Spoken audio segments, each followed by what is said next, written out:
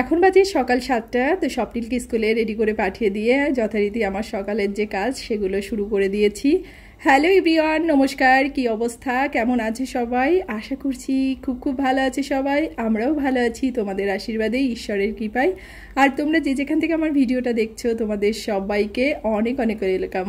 আশা করছি ভিডিওটা ভালো লাগবে তোমাদের। যদি ভিডিওটা ভালো লাগে অবশ্যই ভিডিওটাকে স্কিপ না করে পুরো ভিডিওটার সাথেই থেকো।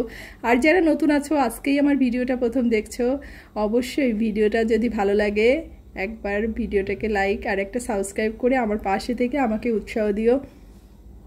তো সকালবেলা কাজ যা ছিল তো সব কিছুই আর কি সেরে নিয়েছি, আর এখন সকালের নাস্তাটায় চলে আসছি। তো সকালের নাস্তায় স্বপ্নিলের পাপা আজকে হচ্ছে দুধ দিয়ে আম দিয়ে রুটি দেখাবে, তাই দুধটা গতকাল রাত্রেই জ্বালিয়েছিলাম আর কি, ও গতকাল রাত্রে খাইনি, তো এ কারণে বললো সকালবেলা খাবে, এ কারণে দুধটাকে একটু গরম করে দিলাম আর আম কেটে দিয়েছি আর রুটিটাকে বানিয়ে নিয়েছি। আর আমি স্বপ্নিল আমরা হচ্ছে একটু ভাত খাবো।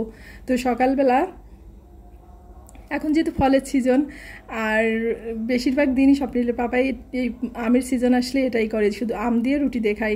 তার মাঝে আমি সকালে কাজগুলো সেরে সবজি কেটে নিয়েছিলাম, অনেক রকমের সবজি একসাথে। তো অনেক রকমের সবজি একসাথে কেটেছি, তার কারণ হচ্ছে যেহেতু অনেকগুলো সবজি বাসায় আছে, আর এগুলো যদি মানে প্রতিদিন এক একটা করে খাওয়াই তো অনেক দিন সময় লাগবে। তার উপরে হচ্ছে ফ্রিজে সব সবজিগুলো আসলে রাখা যায় না, এ কারণে হচ্ছে একটু সব কিছু মিলে আর কি রান্নার চেষ্টা করতেছি যাতে তাড়াতাড়ি সবজিগুলো আর কি শেষ হয়ে যায়, না হলে নষ্ট হয়ে যাবে। আর এই যে উস্তেটাকে ভেজে নিয়েছি কেটে নিয়েছি চাকচাক করে, তার কারণ হচ্ছে আজকে যেহেতু এগুলো উস্তে, তো এগুলোকে মচমচা করে ভাজলে না অনেক ভালো লাগবে কাসুন্দ দিয়ে খেতে। তো এদিকে হচ্ছে নাস্তাটা বানানোর সাথে সাথে হচ্ছে সকালে যে রান্নাটাও বসে দিয়েছি। আসলে সব কিছু কাটা বাছা রেডি করা থাকলে রান্নাটা কিন্তু দ্রুত হয়ে যায়, তাই না? তো এই যে সবজিটাকেও বসিয়ে দিয়েছি, ভাবলাম দেরি করব না। তো সব সবজিকে মানে ওই যে তেজপাতা, শুকনা মরিচ আর একটু পাঁচফোড়ন তেলের পরে দিয়ে সব ধরনের সবজি দিয়ে আর কি রান্না করে দেবো। তো আদাটা তেলের উপরে দিইনি, এখন দিয়ে দিলাম, একটু নাড়াচাড়া করে এটা ঢেকে দিলে অনেকটাই জল বের হয়ে আসবে। এখন আর এটাকে জল দেবো না। আসলে সংসারে যত কাজই করি না কেন আমরা, আমাদের কিন্তু মেন কাজ হচ্ছে রান্নাবাড়া। আর কিছু করি বা না করি প্রতিদিন কিন্তু রান্নাবাড়া কাজগুলো করতেই হয়, তাই না? তো অন্য কাজে ভাবি যে না আজকে করবো না কালকে করবো, কিন্তু রান্নাটা কিন্তু সেটা নয়, রান্নার প্রত্যেক দিন টাইম মতো করতেই হবে। তো যাই হোক, ওইদিকে রান্নাটাকে বসিয়ে দিয়ে এবার চলে আসছি। কিছু জামা কাপড় ছিল তো ভাবলাম সেগুলোকে ভিজিয়ে রেখে আসি, তাহলে রান্নাটা করতে করতে এগুলো ভালো মতো ভিজে যাবে। আর ভালো মতো ভিজলে না অনেক ভালো পরিষ্কার হয়। তো বিছানার চাদর যেহেতু, তো একটু উষ্ণ গরম জল করে নিয়েছি। আর একটা কথা বলতে চাই তোমাদের সাথেও এই ব্যাপারগুলো হয় কিনা আমি জানি না, যেন আমরা যখনই যে কাজটা করতে যাই সেটার মানুষ না শুধু সফলতা খুঁজে বেড়াই। কেন ভাই, আমি কাজ করতেছি, আমার তো কোনো টেনশন নেই, তাহলে তোমার কেন এত টেনশন যে আমি কাজে সফল হচ্ছি কি না হচ্ছি, বা আমার কী কেমন চলতেছে কি না চলতেছে। তো এই ধরনের আসলে চিন্তাভাবনাগুলো আমাকে বেশ মানে হার্ট করে, যেটা বলতে পারো। মানে আমি যতটা না বেশি দুঃখী হই, তারা মনে হয় আমার থেকে আরও বেশি দুঃখী হয়। তো এটা সত্য না মিথ্যা ঠিক জানি না, তবে আমার মনে হয় আমরা যে কাজই করি না কেন সবসময় আমাদের চিন্তা ভাবনাগুলো পজিটিভ থাকা উচিত। মানে কারোর সাথে কথা বলার সময় পজিটিভ মন মানসিকতায় থাকতে হবে, কাজ করার যে কোনো কাজের ক্ষেত্রে, তাই না? কারণ সফলতা সব কিছুতেই যদি আমরা পজিটিভ চিন্তা ভাবনা করি, তাহলে যে কাজই করি না কেন একদিন না একদিন সফলতা আসবেই। এটা একদম বাস্তব সত্য। কিন্তু দেখো, আমরা কিন্তু সারাদিন অনেক কাজ করি, সেটা যারা বাড়িতে বা বাসাতে কাজ করি তারা করি, আবার যারা বাইরে কাজ করি সেটা তো করি, তাই না? তো আমরা যে সারাদিন কাজগুলো করি তার মধ্যে কিন্তু সমন্বয় সাধন করে পজিটিভ আচরণ করার কোনো বিকল্প নেই। কিন্তু যেহেতু সফলতা আমাদের সবার জীবনের লক্ষ্য, তাই না? দ্রুত কিন্তু জীবনযাত্রার সাথে নিজেকে মানিয়ে নেওয়ার চেষ্টা করতে হয়, তাহলে সফলতা কিন্তু আমাদের হাতের মুঠোই চলে আসে। তো যাই হোক, অনেকগুলো কথা বলে নিলাম। তো স্বপ্নিলের পাপা এই দুপুরবেলা দেখো আবার মাছ পাঠিয়েছে। মানে আমার ভীষণ খারাপ লাগে এই মাছটা, আমার মানে কি বলবো, বন্ধের দিন হলে যখন স্বপ্নিলের পাপা মানে বাসায় থাকে, সে এখন বন্ধের দিনও খুব একটা বেশি সময় পায় না, তারপরে যখন থাকে সে আমাকে অনেক হেল্প করে এই সমস্ত ব্যাপারে। কিন্তু আমার এগুলো নিয়ে কোনো চিন্তা ভাবনা করতে হয় না বা খুব একটা বেশি কাজ করতে হয় না। তো আজকে যেহেতু পাঠিয়েছে দুপুরবেলা, আর একটা জিনিস কি, এই মাছগুলো না কাটতে হবে না, মানে আমি এই মাছগুলো কখনোই কেটে রাখি না ফ্রিজে। তো এই মাছগুলোকে কি করব, ধুয়ে আর কি এভাবেই ফ্রিজে রেখে দেবো, যখন যেটা রান্না করব তখনই সেটা কেটে আর কি নিলে হয়ে যায়। তো আজকে ভেবেছিলাম যে আসলে পাবদা মাছ রান্না করব। তো স্বপ্নিলের কাছে জিজ্ঞাসা করলাম কী খাবে, আসলে ওর মুখে একটু রুচি নেই, যেহেতু একটু জ্বর ভাব, আবার জ্বরও আসছে রাত্রে। তো সে কারণেই তো ও তো কিছুই খেতে চাচ্ছে না, বলতেছে আমি কিছুই খাবো না। তো যাই হোক, যে কোনো একটা মাছ রান্না করব। আর এই যে মাছগুলোকে আসলে সব তো রান্না করব না, তো এর ভিতর থেকে মাছগুলোকে ধুয়ে আর কি ফ্রিজে রেখে দেব। তো ওই যে অভ্যাস যে কল ছেড়ে ছেড়ে কাজ করা, তো যাই হোক বারবার কলটাকেই শুধু বারবার মোচড় দিচ্ছি।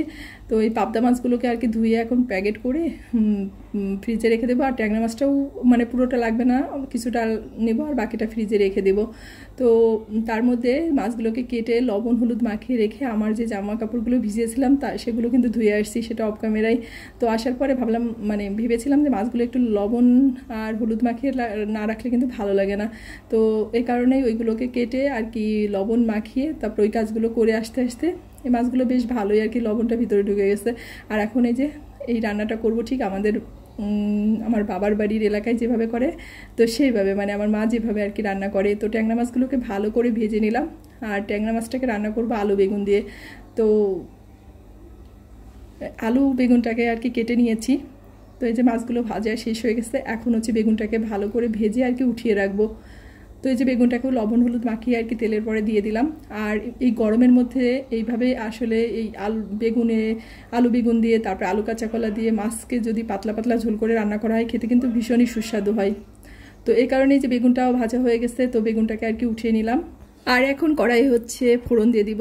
তো ফোড়নে দিব একটু কালি জিরা আর জিরা আর বেশ কিছু কাঁচামরিচ আর কি ফেলে নিয়েছি, মানে ছোট ছোট করে কেটে নিয়েছি, কারণ কাঁচামরিচের কিন্তু এখন বেশ মানে অনেক দাম কিন্তু কাঁচামরিচের। আর 4-5 খণ্ড করে নিয়েছি যাতে কাঁচামরিচটা একটু কম পরিমাণে লাগে। তো যাই হোক এই ফোড়নটাকে একটু নাড়াচাড়া করে যখন ঘ্রাণটা বের হয়ে আসবে তখন হচ্ছে আলুগুলো যে কেটে রেখেছি আলুগুলো এর মধ্যে আর কি ভেজে নেব। তো আলুগুলোকে এই যে ছোট ছোট করে আর কি কেটে নিয়েছি। তো এই আলুগুলো ভাজতে বেশি টাইম লাগবে না। তো এই আলুটাকেও একটু ভাজার পরে আর কি যেহেতু আর কোনো মশলা দিব না, তো একটু হলুদের গুঁড়া আর একটু মরিচের গুঁড়া দিয়ে দেবো। তো তেলের উপরে হলুদের মরিচের গুঁড়া দিলে যেহেতু পুড়ে যাওয়ার ভয় মানে সম্ভাবনা থাকে, তো এই কারণে সামান্য পরিমাণ জল দিয়ে একটু হলুদের গুঁড়া আর একটু সামান্য পরিমাণ মরিচের গুঁড়া দিয়ে দিলাম। তো এখন হচ্ছে এটা মশলাটা খুব একটা কষানোর প্রয়োজন নেই। তো এর মধ্যেই আর কি একটু জল দিয়ে দিব, জল দিয়ে ঝোলটা ফুটে উঠলে তারপরে হচ্ছে কি মাছগুলোকে দিয়ে দিব। একদম সহজ রান্না, আর রান্নাটা খেতেও কিন্তু অনেক সুস্বাদু। তো মাছ আর বেগুনটাকে একসাথেই দিয়ে দিলাম, যেহেতু বেগুনটা ভাজা খুব বেশি জাল লাগবে না। তো এই মাছটা যখন ফুটে উঠবে ঝোলটা আর একটু শুকিয়ে আসবে, এই যে একটু শুধুমাত্র ভাজা জিরের গুঁড়া দিলাম। তো আমার ঝোলটা কিন্তু হয়ে গেছে, এখন নামিয়ে নিব। আর এই ঝোলটা আমাদের বাসায় সবাই খেতে খুব পছন্দ করে। আর আমার স্বপ্নিল তো এরকম পাতলা পাতলা ঝোল খুবই পছন্দ করে, সেটা তোমাদের আগের ভিডিওতেও হয়তো বলেছি। তো তারপরে স্নান করে এসে খাওয়া দাওয়া করে নিয়েছিলাম। আর এখন সন্ধ্যাবেলা, তো স্বপ্নিল তো বললাম না যে একটু মুখে অরুচি হয়েছে, কিছুই খেতে চাচ্ছে না। তো দেখলাম সবেদাগুলো অনেক পেকে গেছে। আর সবেদা যেহেতু দেশি ফল, কোনো ফরমালিন নেই, বাড়ি থেকে পাঠিয়েছে। তো ভাবলাম ওকে একটু দিয়ে আসলে ও খাবে, কিন্তু আসলে কি বলবো, ও একটা কিছু মুখে নিতে চাচ্ছে না। আর একটা কথা কি জানো, যখন আমাদের না বাচ্চা কাচ্চা হয় তখন ওদেরকে খাওয়াতে যেয়ে ওরা যেটা না খায় সেটা কিন্তু বেশিরভাগ সময় আমাদেরই খাওয়া হয়। তো এটা হচ্ছে বাড়তি খাওয়া, আর আমি আসলে এটা খেতে চাইনি। আর সবেদাটা স্বপ্নিলও কম পছন্দ করে আমি জানি, আর স্বপ্নিলের পাপাও পছন্দ করে না। তো ভেবেছিলাম যে জ্বরের মুক্ত যেটা আর কি ভালো লাগবে, লিচু নিয়েছি, সবেদা নিয়েছি, তো খেতে চাচ্ছে না। তো যাই হোক, সবাই ভালো থেকো, সুস্থ থেকো, আর অবশ্যই সাবধানে থেকো।